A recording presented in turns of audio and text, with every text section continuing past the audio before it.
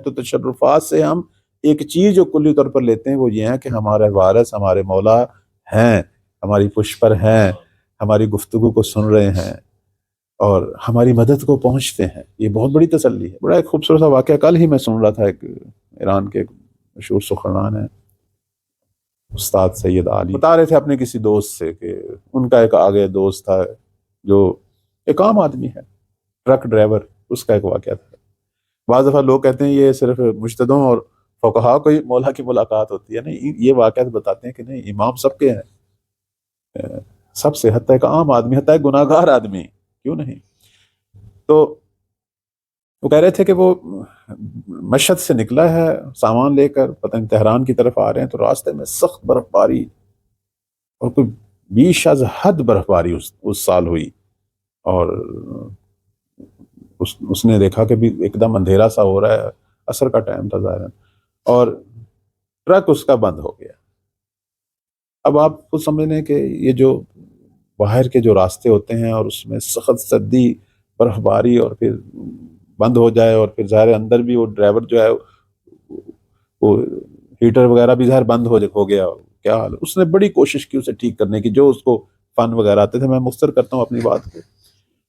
بڑی کوشش کی جو اسے طریقہ کار آتے تھے، لیکن ٹھیک نہ ہوا. اس پتہ نہیں، کہتے ہیں جب مصیبت کی انتہا ہو نا، اس وقت خاص لہجے ہوتے ہیں کہ خدا کچھ کرنا چاہتا ہے انسان کے ساتھ. مایوس نہیں ہونا چاہیے، وہ تو اللہ نے خود ہی قرآن میں کہا ہے کبھی بھی مایوس نہ ہو. پریشان ہو گیا. اب ظاہر ہے سخت سردی، گاڑی 2-3 گھنٹے گزر گئے. اب اس پر بھی ایک خاص نیند سی طاری ہو رہی تھی. وہ نیند وہ یعنی مرنے کے مترادف ہے سخت سردی میں، اس حالت میں. تو کہہ رہے ہیں کہ میں اپنے اسی ذہن میں تھا کہ پتہ نہیں آج میرا آخری دن ہے. اپنے بچوں کی تصویریں نکال کے دیکھ رہا تھا. پتہ نہیں دوبارہ میں نے انہیں نہیں دیکھنا، اور نہ کوئی رابطے کا ذریعہ، نہ کوئی ایسی جگہ تھی جہاں موبائل بھی کام نہیں کر رہے تھے. خلاصہ یہ ہے کہ انتہائی سخت مایوسی کے عالم میں کسی واعظ، کسی سخنران کی بات یاد آ گئی. ذہن میں ایک کوند سی آئی کہ ہم بالآخر بے وارث نہیں ہیں، ہمارے آقا اور مولا ہیں. جب کبھی کہیں پھنس جاؤ اور کوئی امید نہ دیکھو تو کہا کرو یا صاحب زمان ادرکنی، یا صاحب الامر اغثنی. پکارو اپنے مولا کو، اپنے آقا کو. اس نے بھی پکارا دل میں، کہا مولا مجھے نہیں پتا کہ میں اپنے بچوں کو دیکھ سکوں گا نہیں. اللہ کو میں اس لیے نہیں پکارا چونکہ میں گناہ گار ہوں. خود کہتا ہے کہ میں ایک ایسا فحش کام کرتا تھا، شرم آتی تھی اللہ کو پکارنے پہ. خدا کہے گا ہر روز میرے مد مقابل، میری آنکھوں کے سامنے جو ہے وہ میری ناراضگی والا کام کرتا ہے، مجھے پکارا. خدا کو اس وجہ سے نہیں پکار رہا تھا کہ خدا کے آگے بڑا شرمندہ تھا. امام وقت کو پکارا کہ مولا ہوں تو میں گناہ گار، رب کو پکارنے کے قابل نہیں ہوں، لیکن میرا یقین ہے کہ آپ ہیں، آپ ہمارے وقت کے امام ہیں. دل کر رہا ہے کہ میں ایک دفعہ پھر اپنے بچوں کو دیکھ لوں، اگر کوئی مدد ہو سکتی تو کریں. بس دل سے اس نے 2-3 دفعہ کہا یا صاحب الامر اغثنی، یا صاحب الزمان. 2-3 دفعہ اس نے کہا. اس کے بعد کہہ رہے ہیں کہ اندھیرا سا ہو رہا تھا. سامنے سے میں نے ایک بندے کو دیکھا آ رہا ہے، اور اس کے ہاتھ میں وہ ایک اوزار جو ہیں ہاتھ میں تھے، وہ لیے ہوئے آ رہا تھا بڑے پرسکون، بڑے متانت سے. آیا، اس نے آ کے میرے وہ دروازے والی سائڈ پہ اس نے کہا کہ وہ سامنے سے وہ کھولو، سامنے سے ٹرک کا جو ہے وہ کھولو. تو میں نے اس سے کہا کہ آپ کا ٹرک بھی لگتا ہے کہیں پھنس گیا ہے. اور میں یہ چونکہ نظر تو آ نہیں رہا تھا، اتنی برف باری تھی، اتنی دھند تھی، میں نے سمجھا اس کی بھی گاڑی، کوئی ٹرک ہوگا خراب ہو گیا ہے. تو یہ بندہ خدا نے مجھے دیکھا کہ میں یہاں پھنسا ہوا ہوں. تو اس نے کہا نہیں، میرا کوئی ٹرک خراب نہیں ہوا، میں آپ کا یہ ٹرک ٹھیک کرنے کے لیے آیا ہوں، بٹن دباؤ تاکہ سامنے سے میں اسے کھولوں. تو میں نے کھولا. انہوں نے، مجھے نہیں لگا کہ انہوں نے کوئی چیز کو ٹھیک کیا ہے، بس اس بندے خدا نے مجھے ایسے لگا کہ ہاتھ رکھا ہے. بس مجھے نہیں لگا چونکہ وہ اوپر چڑھا ہو اور اس نے کچھ کیا ہو. ہاتھ رکھا. اس نے کہا کہ اپنا سٹارٹ جو ہے وہ دبائیں. میں نے سٹارٹ دبایا تو وہ ایک دم ٹرک جو ہے وہ روشن ہو گیا، اس کی گاڑی چلنے لگی. تو اس نے بند کیا سامنے سے. اس نے کہا بسم اللہ جائیں. اس نے کہا کہ یہ آپ نے کوئی کمال کر دیا، لیکن مجھے نہیں لگتا یہ پہنچے گی، یہ تو پھر 2-3 منٹ بعد بند ہو جائے گی جو حالت ہے اس کی. اس نے کہا نہیں، تمہیں تمہارے 20 بچوں تک پہنچا دے گا، اس کی ٹینشن نہ لو. انشاءاللہ اپنے بیوی بچوں تک پہنچ جاؤ گے۔ اس نے اسے کہا کہ آپ کی بڑی مہربانی، چلیں اب میں آپ کے ساتھ جاتا ہوں، آپ کا جو ٹرک ہے اسے ٹھیک کرتے ہیں۔ اس نے کہا نہیں، مجھے ضرورت نہیں ہے، ہماری ساری چیزیں ٹھیک ہیں۔ اس نے کہا بہرحال یہ تو نہیں ہو سکتا، آپ نے اتنی مجھ پر لطف کیا، اتنی مہربانی کی، میں تو مرنے والا تھا، تو میں کچھ پیسے جیب سے پیسے نکالنے شروع کر دیے۔ اس نے کہا نہیں، پیسے بھی مجھے نہیں چاہیے۔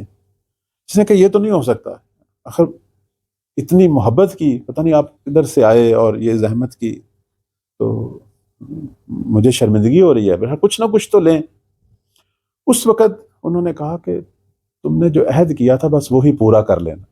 عہد اس نے کیا کیا تھا؟ جب یہ پکار رہا تھا یا صاحب زماں ادرکنی، اس وقت دل میں ایک عہد کر رہا تھا اپنے اللہ سے کہ پروردگارا، وہ جو گناہ میں کرتا ہوں کہ جس سے تو ہر روز غضبناک ہوتا ہے، ایک دفعہ میری مدد ہو جائے، میرے زمانے کے ولی کو بھیج دے، میری مدد کر دے، آج کے بعد وہ گناہ نہیں کروں گا اور اول وقت کا نمازی بنوں گا، ہمیشہ پہلے ٹائم نماز پڑھوں گا۔ یہ عہد کہتا ہے مجھے اور میرے خدا کو پتا تھا، کسی کو نہیں پتا۔ جب انہوں نے کہا نا کہ وہ عہد، تو میں نے کہا آگا کون سا عہد؟ انہوں نے کہا ابھی جو تھوڑی دیر پہلے تم نے ایک عہد کیا تھا رب سے، بس اسے پورا کر دینا، بس اگر تو مرد ہے تو اسے پورا کر دینا، نامردی نہیں کرنی۔ اس نے کہا کہ یہ تو چیز میں نے اپنے دل میں کہی تھی، ان کو کیسے؟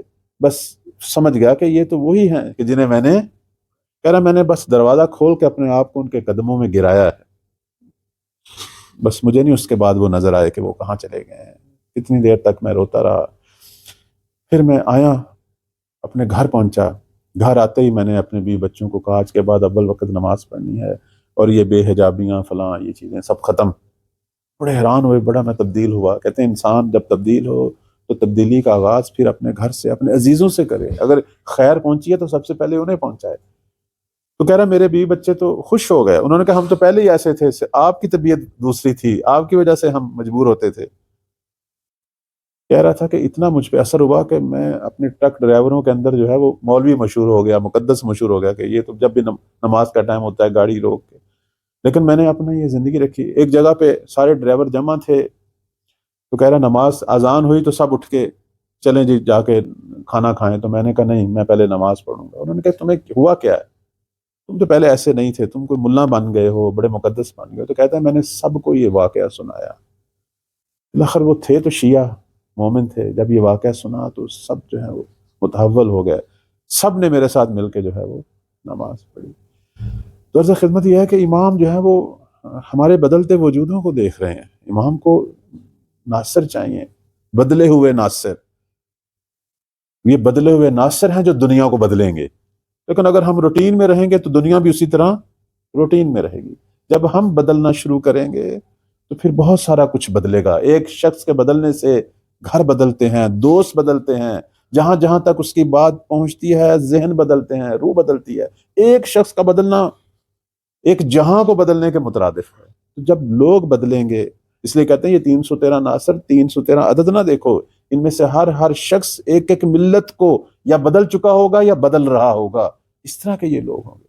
اللہ تعالی ہم سب کو ان ہستیوں میں سے قرار دے، اگر اس قابل نہیں ہے تو ان 313 کے خادموں میں سے قرار دے۔